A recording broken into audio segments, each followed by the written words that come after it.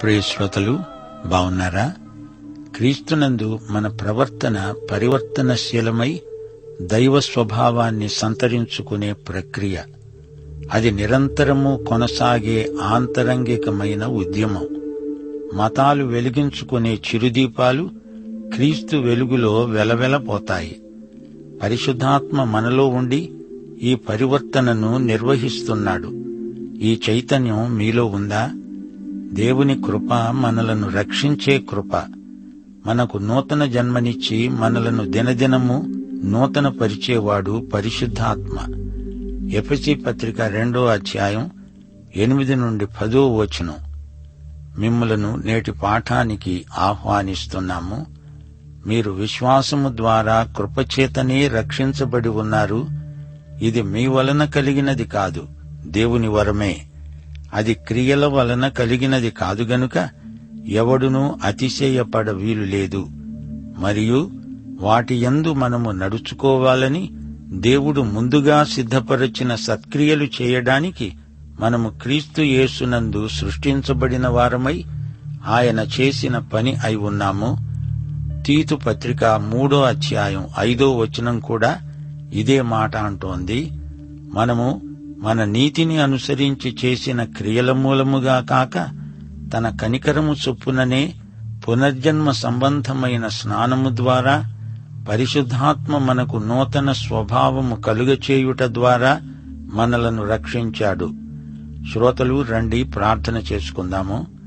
ప్రేమమయ పరిశుద్ధ దేవా, మా పరమతండ్రి, నీ నామము మహోన్నతమైనది, నీ నామము శక్తిభరితమైనది. అట్టి నీ నామమును మేము ధరించుకొన్నామంటే అది కేవలము నీ కృపే. నీ బిడ్డలమైన మమ్ములను దినదినము కాచి కాపాడుతున్నావు. మమ్ములను నీ నీతి మార్గములో నడిపిస్తున్నావు. మమ్ములను నీ వాత్సల్యము చేత తృప్తిపరుస్తున్నావు. నిన్ను హృదయపూర్వకముగా స్తుతించి మహిమపరుస్తున్నాము. విమోచనాత్మకమైన నీ కృపలకై నీకు మేమెంతో కృతజ్ఞులం. మా శ్రోతలను, వారి కుటుంబములను, పిల్లలను ఆశీర్వదించండి. చంటి బిడ్డలను, వయోవృద్ధులను దర్శించండి. కుటుంబ సంబంధాలలో ప్రేమ, సదవగాహన ప్రవర్తిల్లాలని ప్రార్థిస్తున్నాము. బిడ్డలకు ఆయురారోగ్యములు ప్రసాదించండి. వారి భవిష్యత్తును మీరే తీర్చిదిద్దండి. బాల్యదశ నుండి పిల్లలకు నీ వాక్యాన్ని అందించే సేవలో తల్లిదండ్రులకు శ్రద్ధాసక్తులు కలిగించండి. పిల్లలను ప్రేమతో క్రమశిక్షణలో పెంచడానికి తల్లిదండ్రులకు పరిశుద్ధాత్మ నడుపుదల, నింపుదల ప్రసాదించండి. మా దేశమందలి క్రైస్తవ సంఘములను, అనుబంధిత సంస్థలను దీవించండి. అంకిత భావముతో సేవ చేయడానికి వారికి త్యాగశీలము అనుగ్రహించండి. మా దేశమును, దేశ ప్రభుత్వమును, ప్రజలను ఆశీర్వదించండి. ఆధ్యాత్మిక విలువలు, నైతిక బాధ్యతలు విస్మరించక ప్రజలు పరోపకార బుద్ధి గలవారై మెలుగునట్లు వారిని దీవించండి.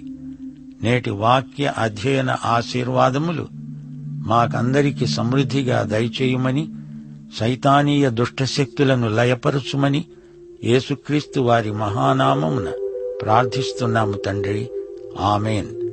శ్రోతలు, ఈ రోజున మనం దేవుని వాక్యమనే బైబిలు గ్రంథ విశిష్టతను, ఈ గ్రంథమును ఎలా పఠించాలో, ఈ గ్రంథమునకు మనం విధేయులమైతే ఎలాంటి దీవెనలు మనకు ప్రాప్తిస్తాయో ఇంతకు ముందు పాఠాలలో నేర్చుకున్నాము.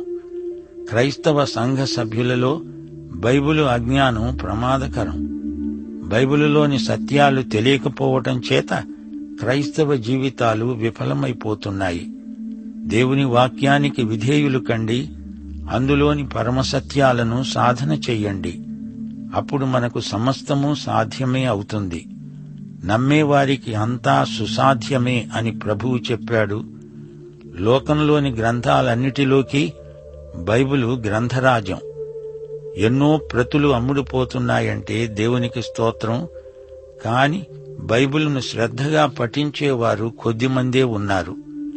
వీరు అబద్ధ బోధకుల వలల్లో చిక్కుకుంటున్నారు. వాక్యాన్ని చదవాలి, ధ్యానించాలి. వాక్యమును గురించి నమ్మకమైన బోధకులు చెప్పింది కూడా వినాలి. దాన్ని తిరిగి వాక్యంతో సరిపోల్చి చూసుకోవాలి. ఇతరులతో వాక్య సత్యాలను పంచుకుంటూ మన వాక్య జ్ఞానాన్ని పెంచుకుంటూ పోవాలి. సంఘ సహవాసం మానకూడదు. నీవేమీ బైబిలు నిఘంటువు పుస్తకానివి కావు, మనిషివి. సహవాసం, గృహదర్శనం మానకూడదు. విశ్వాసులు ఒకరినొకరు తరచుగా సందర్శించుకుంటూ ఉండాలి. మనం విశ్వాసులం, విశ్వాస సాక్షులం, విశ్వసనీయులం. ఎంత గొప్ప బోధకుడైనా విశ్వాస బృందం నుండి తనను తాను వేరుపరచుకోకూడదు. తానే ఒక బైబిలు విజ్ఞాన సర్వస్వమైనట్లు కనపరుచుకోకూడదు.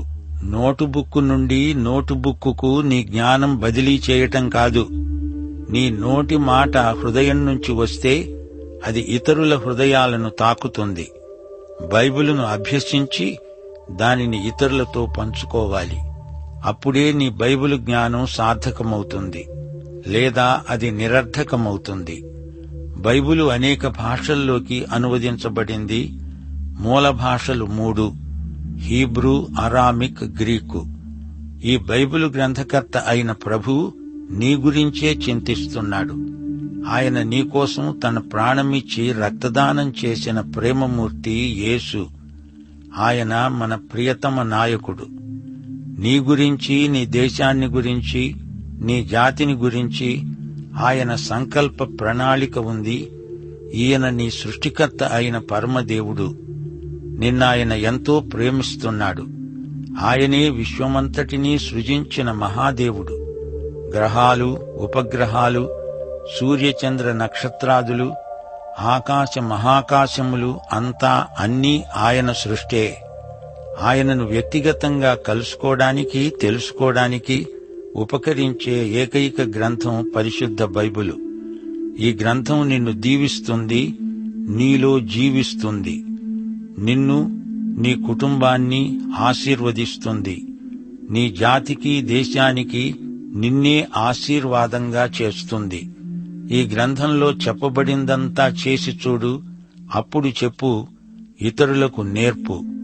దేశానికి అభివృద్ధి, వ్యక్తులలో వికాసము, జాతీయ పురోగతి కలిగించడానికి దైవ సందేశమే ఈ పవిత్ర గ్రంథం. దరిద్రం పోవాలంటే, ఆధ్యాత్మిక సంపన్నత కలగాలంటే, ఆకలి తీరాలంటే, సమృద్ధి ఆహారం లభించాలంటే దేవుని వాక్యం నీలో ఉండాలి. రోగాలు పోవాలంటే దేవుని వాక్యమే సర్వశరీరానికి పరమౌషధం, ఆరోగ్యం. పాపం పోయి నీతిమత్వం కలగాలంటే దేవుని వాక్యమే నీలో ఆ క్రియ జరిగించగలదు. పరిశుద్ధాత్మ దేవుని వాక్యం లేకుండా పనిచేయడు. పేరాశ, గర్వం పోవాలంటే, త్యాగశీలం అలవడాలంటే, ఆధ్యాత్మిక చింతన, వినయశీలం పెంపారాలంటే బైబిలు గ్రంథ పారాయణం, క్రమబద్ధమైన అధ్యయనం ఎంతైనా అవసరం, అగత్యం. దేవుని గ్రంథాన్ని మన ఇండ్లలో ప్రత్యేకంగా ఉంచాలి. ఇది పరమ గ్రంథం, మానవ హేతుబుద్ధిని అధిగమించిన అతీత గ్రంథం. బైబిలులో దేవుని మాటలు, తలంపులు, సంకల్పము విశదీకరించబడ్డాయి. మానవతను రక్షించడానికి దేవుడు రూపొందించిన ప్రేమపూర్వక సంకల్ప ప్రణాళిక ఈ గ్రంథమంతటా వివరించబడింది. 4000 సంవత్సరాల క్రిందటి పుస్తకమే అయినా ఈ బైబిలు గ్రంథానికి కాలదోషం పట్టదు. పాత నిబంధన, కొత్త నిబంధన ఈ రెండూ కలిసి బైబిలు అయింది. యేసు ప్రభువు జన్మించకముందు దేవుడు ఇశ్రాయేలు జాతికి ఏమేమి చెప్పాడు, చేశాడు అనే విషయాలు పాత నిబంధనలో ఉన్నాయి. యేసు జన్మ వృత్తాంతం, ఆయన జీవితము, సేవ, ఆయన శిలువ మరణం, పునరుత్థానం, ఆరోహణం మొదలైన అంశాలు కొత్త నిబంధనలో ఉన్నాయి.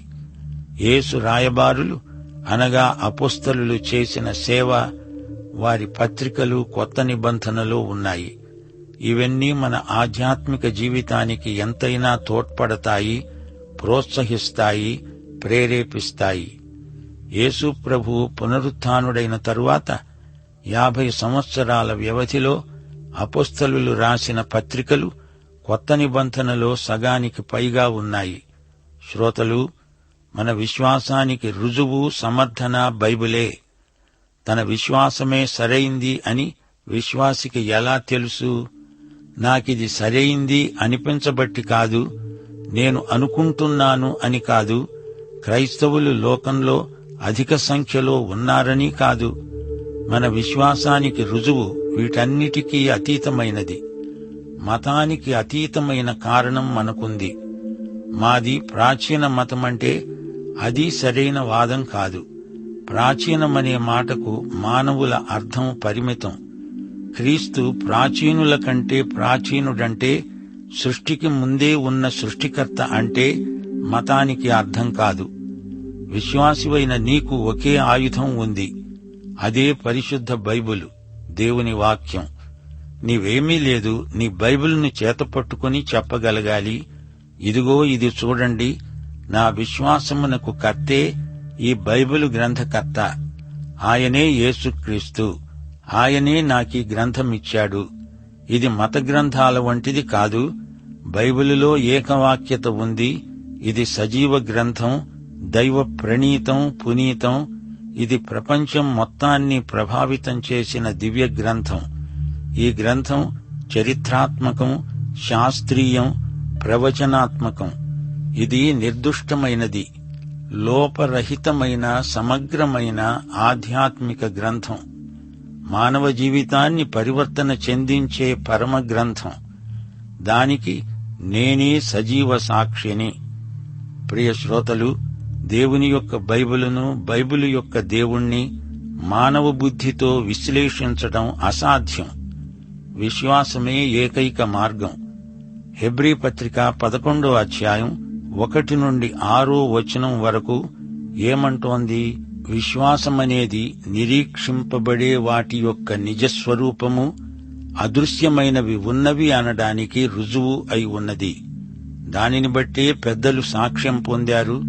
ప్రపంచములు దేవుని వాక్యము వలన నిర్మాణమైనవని, అందును బట్టి దృశ్యమైనది కనపడే పదార్థములచే నిర్మింపబడలేదని విశ్వాసము చేత గ్రహించుకుంటున్నాము. విశ్వాసమును బట్టి హేబెలు కయీను కంటే శ్రేష్టమైన బలి దేవునికి అర్పించాడు. దేవుడతని అర్పణలను గూర్చి సాక్ష్యమిచ్చినప్పుడు అతడు ఆ విశ్వాసమును బట్టి నీతిమంతుడని సాక్ష్యము పొందాడు. అతడు మృతి నొంది కూడా అదే విశ్వాసము ద్వారా మాట్లాడుతున్నాడు. విశ్వాసమును బట్టి హనోకు మరణమును రుచి చూడకుండునట్లు కొనిపోబడ్డాడు. అతడు కొనిపోబడక మునుపు దేవునికి ఇష్టుడై ఉండేవాడని సాక్ష్యము పొందాడు. కాగా దేవుడతణ్ణి కొనిపోయాడు గనుక అతడు కనపడలేదు. విశ్వాసము లేకుండా దేవునికి ఇష్టుడై ఉండడము అసాధ్యం. దేవుని వద్దకు వచ్చేవాడు ఆయన ఉన్నాడని, తనను వెదికే వారికి ఫలము దయచేస్తాడని నమ్మాలి గదా. అవును శ్రోతలు, దేవుడు మనకు ఈ పరలోకపు వాచక పుస్తకం ఇచ్చాడు. ఇది ఎంతో గొప్ప ఈవి. మన విశ్వాసానికి ఇది ప్రమాణ గ్రంథం. యోహాను సువార్త 20వ అధ్యాయం 31వ వచనంలో బైబిలు గ్రంథం యొక్క ఫలశ్రుతి చెప్పబడింది.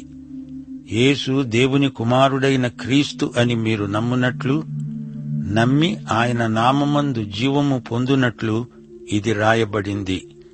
దేవునికి స్తోత్రము కలుగునుగాక. 2 పేతురు 1వ అధ్యాయం 3-4 వచనాలు.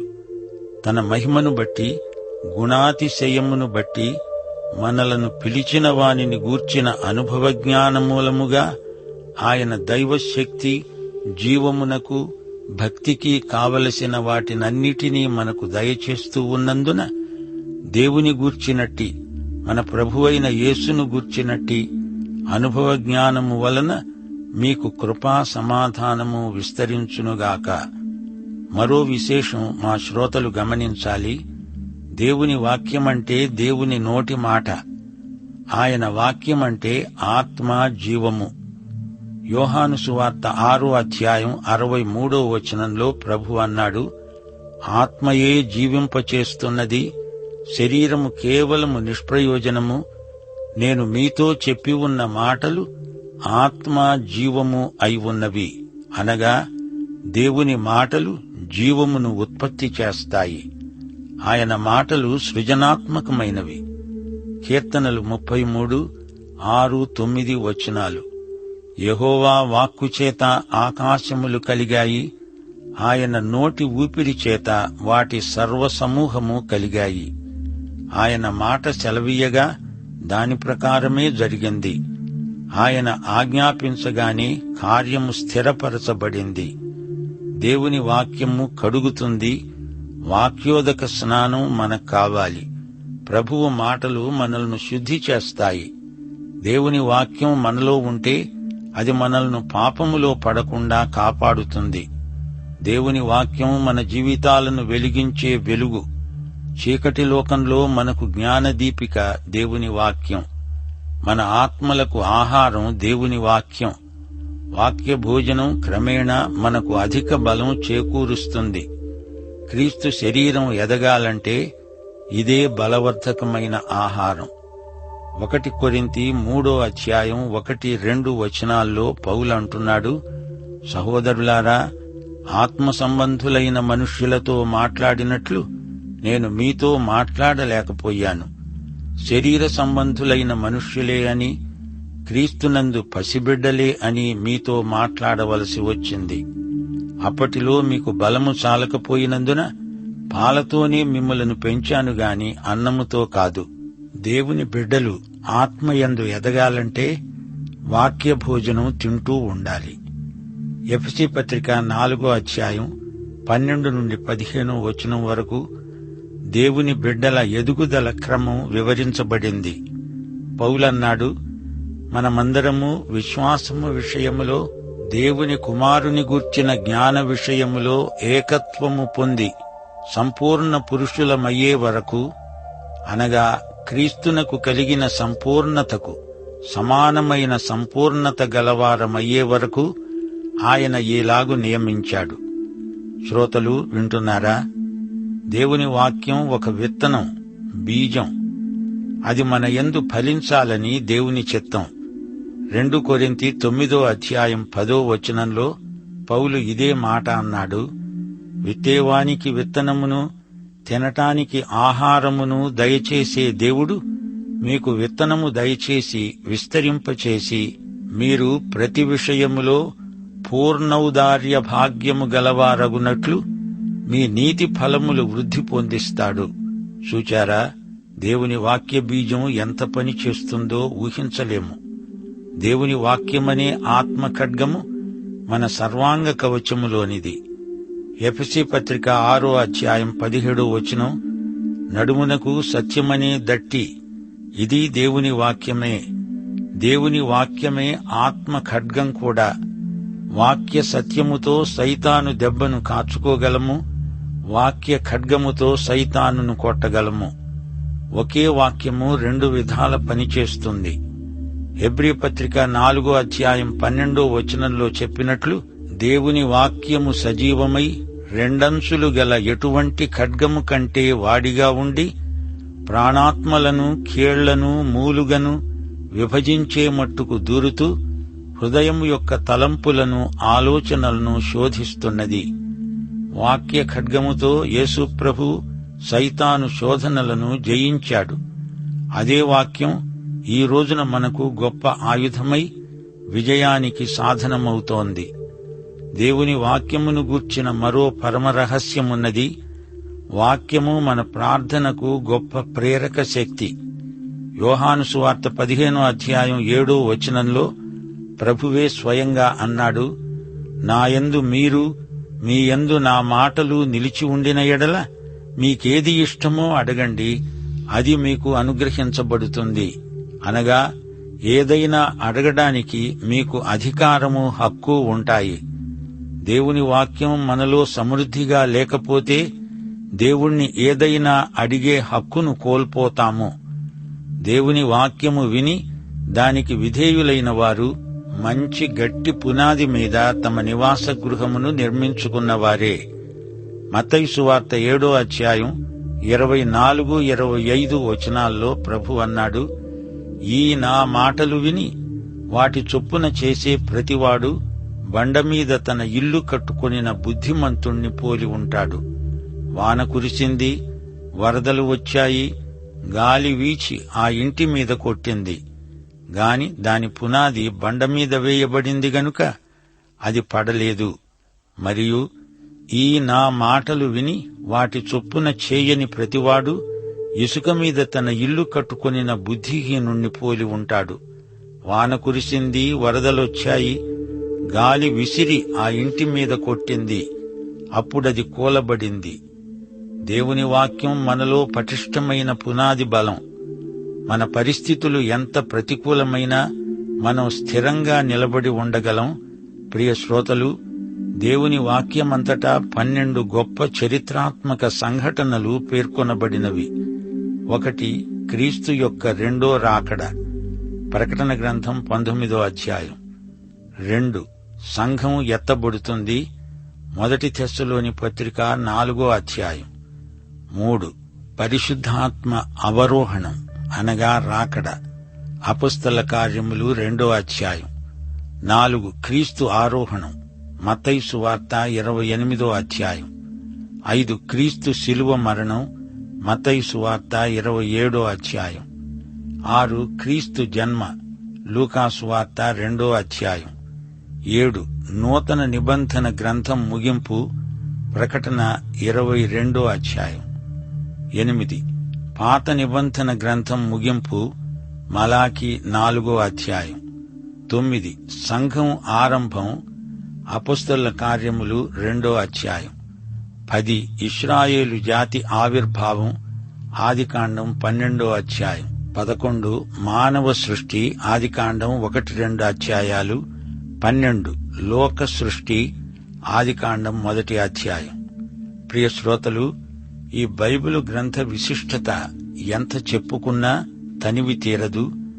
దేవుని వాక్యాన్ని క్రమబద్ధంగా అధ్యయనం చేయటంలో పట్టుదల, దీక్ష ఎంతో అవసరం.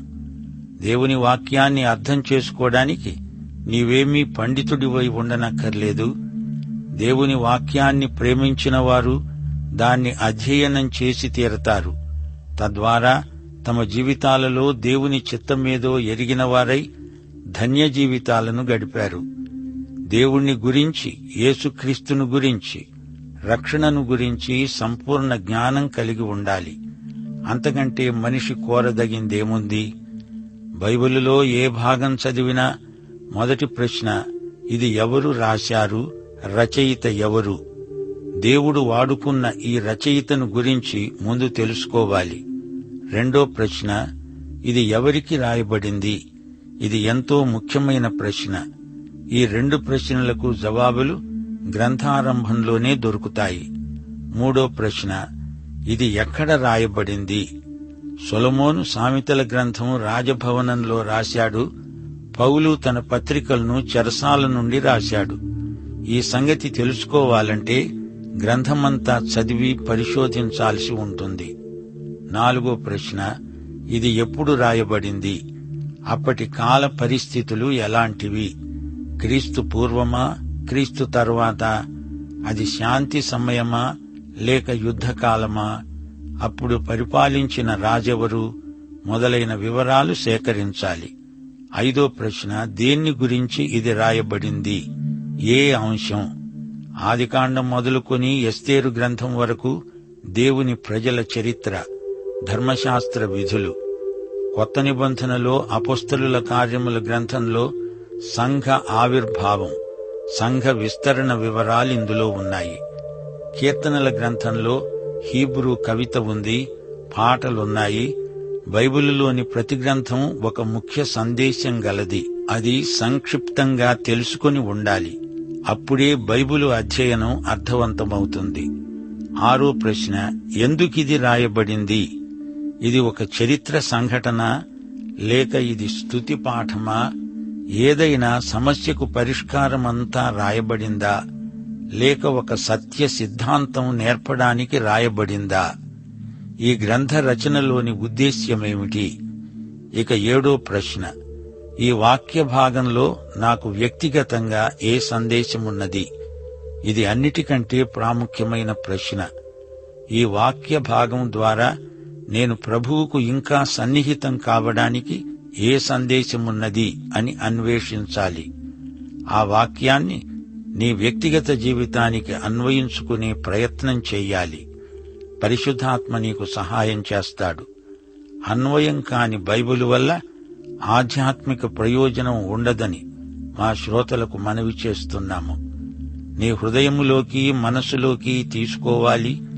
ఆ వాక్యము నీ మనస్సులో హృదయంలో వెల్లడి అగుటతోడనే వెలుగు కలుగుతుంది. వాక్యం మానవ హృదయంలో పరివర్తన కలిగిస్తుంది. దేవుని వాక్యం ఒక గని, తవ్విన కొద్దీ అమూల్యమైన వజ్రాలు దొరుకుతాయి. వాక్యం మనల్ని సూటిగా దేవుని హృదయంలోకి తీసుకువెడుతుంది. పాఠం ఇంతటితో సమాప్తం. మన ప్రభు అయిన యేసుక్రీస్తు వారి దివ్య కృప, తండ్రి అయిన దేవుని పరమ ప్రేమ, పరిశుద్ధాత్మ యొక్క అన్యోన్య సహవాసము, సమాధానము మనకందరికీ నిత్యత్వము పర్యంతము తోడై ఉండునుగాక. ఆమేన్.